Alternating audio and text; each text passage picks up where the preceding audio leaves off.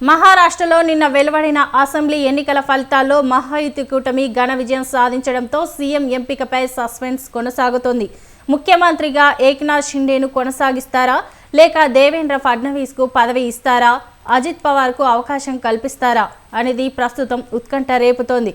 ముఖ్యమంత్రి రేసులో Shiv Sena, NCP, BJP పార్టీల నేతలు ఉన్నారు. ఇవాళ మహారాష్ట్రలో ఆయా పార్టీల శాసనసభాపక్షాల సమావేశం జరగబోతోంది. ఈ భేటీలో శాసనసభాపక్ష నేతలను ఆయా పార్టీలు ఎన్నుకోబోతున్నాయి.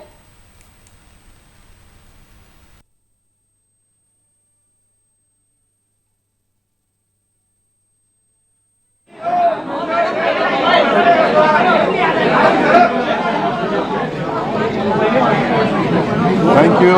Okay. चलो थैंक यू. अनिल राम शिंदे पीछे.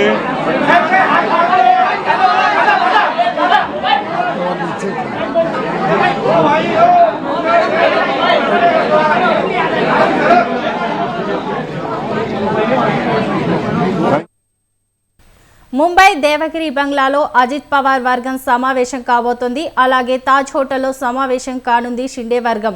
ఇక ఉదయం 10 గంటలకు కాంగ్రెస్ శాసనసభాపక్ష సమావేశం జరగబోతోంది.